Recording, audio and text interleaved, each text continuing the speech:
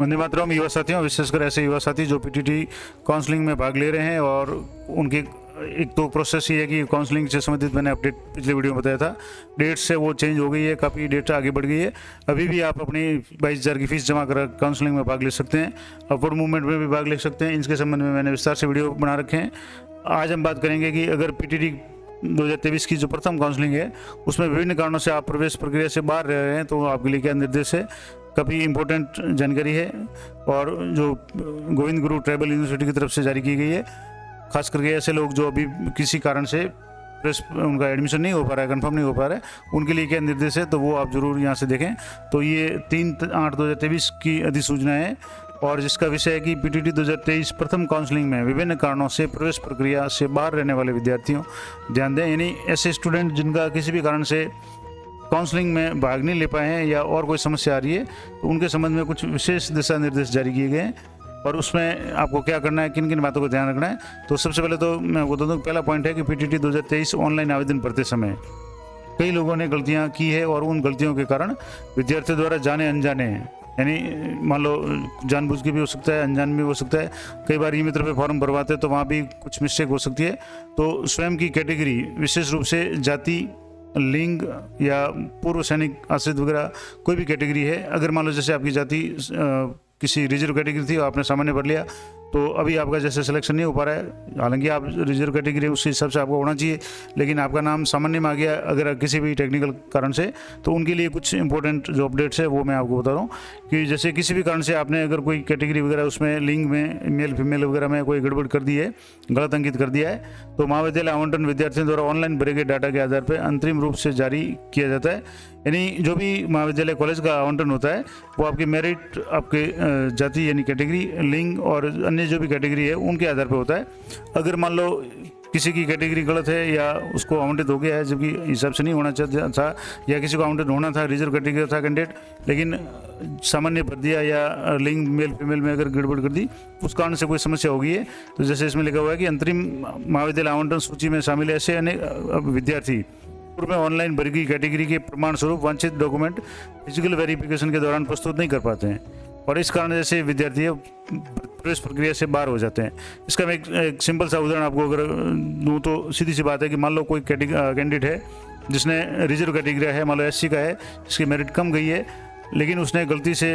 जो भी फॉर्म है वो जनरल कैटेगरी में भर दिया, यानी जो भी कैटेगरी थी वो जनरल सेलेक्ट कर ली, और या जो कोई जनरल का कैंडिडेट है उसको ने एससी सेलेक्ट कर दी और किसी भी कारण से वो डॉक्यूमेंट जो जिस आधार पे उसका सिलेक्शन हुआ है कैटेगरी आधार पे, वो डॉक्यूमेंट उसके पास में अभी नहीं है, तो फिजिकल वेरिफिकेशन के समय वो डॉक्यूमेंट बताना अनिवार्य है। अगर नहीं है तो वो प्रवेश प्रक्रिया से बाहर हो जाता है, उसका एडमिशन कंफर्म नहीं हो पाएगा। ऐसे स्टूडेंट्स को क्या बातों का ध्यान रखना है उसके संबंध में यहाँ निर्देश दिए हुए हैं। तो ऐसे समस्त विद्यार्थियों को जिनके किसी भी तरह की कोई मिस्टेक है, खास करके जाति, लिंग या अन्य कोई भी कैटेगरी में, सूचित किया जाता है कि आवंटित महाविद्यालय में फिजिकल वेरिफिकेशन यानी जो भौतिक सत्यापन है, डॉक्यूमेंट आप वेरीफाई वहाँ भौतिक रूप से जाकर के करवा रहे हैं, ये तो उपस्थित होने के बाद आवश्यक कैटेगरी प्रमाण पत्र न होने या कैटेगरी के अनुसार नहीं पाए जाने पर, ये तो आपके पास में आपने कोई कैटेगरी सेलेक्ट कर ली जिसके आधार पर आपका सिलेक्शन हुआ लेकिन वो प्रमाण पत्र आपके पास में नहीं है, या कोई कैटेगरी है वो आपने गलत सेलेक्ट कर ली और उस कारण से अगर प्रवेश प्रक्रिया से आप बाहर होने की स्थिति में ऐसे विद्यार्थियों को पीटीटी 2023 की प्रवेश प्रक्रिया में आगामी चरणों में राज्य में संबंधित कोर्स विषय कैटेगरी के स्थान पर महाविद्यालय में रिक्त होने की स्थिति में ऐसे विद्यार्थियों को अवसर प्रदान किया जाएगा। यानी जैसे काउंसलिंग के बाद में जो भी सीटें रिक्त हो जाएगी कैटेगरी वाइज, विषयवार, जैसे किसी का साइंस है, आर्ट्स है, जो भी विषयवार है, और कोर्स है जैसे 2 साल की बीएड है या 4 साल की इंटीग्रेटेड बीए बीएड है या बीएससी बीएड है, किसी भी स्थिति में जो भी कैटेगरी होगी उसके अनुसार है उनको मौका दिया जाएगा। तो उनको एक रात भरी खबर है कि किसी भी कारण से आपकी कैटेगरी गलत हुई है तो आपको थोड़ा सा इंतजार करना है, आपको मौका दिया जाएगा। और इस संबंध में क्या करना है, इस संबंध में संबंधित विद्यार्थी इस बाबत प्रार्थना पत्र है संबंधित महाविद्यालय में आवश्यक दस्तावेज प्रस्तुत करेगा। मान लो किसी की कैटेगरी चेंज हो गई है, उसके पास सर्टिफिकेट नहीं है, तो आपको जो भी रिपोर्टिंग या महाविद्यालय आवंटित हुआ है वहाँ आप जा रहे हैं और वहाँ आपके पास में अगर कोई डॉक्यूमेंट नहीं है तो आप संबंधित महाविद्यालय में जाकर के अपना शपथ पत्र दे दें, प्रार्थना पत्र दे दें और जो भी डॉक्यूमेंट है वो प्रस्तुत कर दें और बता दें कि इस कारण से मेरा ये हो रहा है, तो वो इसको कंसिडर कर लेंगे। और उसके बाद में जो भी आप प्रार्थना पत्र कॉलेज में दे रहे हैं उस प्रार्थना पत्र को मैं जो भी आवश्यक दस्तावेज है उसकी PDF वगैरह या जो भी आपको डॉक्यूमेंट अपलोड करने हैं वो आपको PTT कार्यालय की जो भी ईमेल आईडी है pttggtu2023@gmail.com, इस पर आपको 10 तारीख तक अनिवार्य रूप से भेजना है। यानी जो भी एप्लीकेशन वगैरह दें उसकी आप फ़ोटो खींच लें, PDF बना लें और उसकी ईमेल है वो PTT कार्यालय की जो भी ईमेल है उस पर भी आपको भेजने हैं, ताकि वहाँ से जो भी आवश्यक कार्रवाई की जा सके। और इसके अलावा विद्यार्थी द्वारा कैटेगरी का प्रमाण पत्र निर्धारित अवधि तक प्रस्तुत न करने पर उसे अनारक्षित कैटेगरी में सम्मिलित किया जाएगा। मान लो जैसे किसी स्टूडेंट ने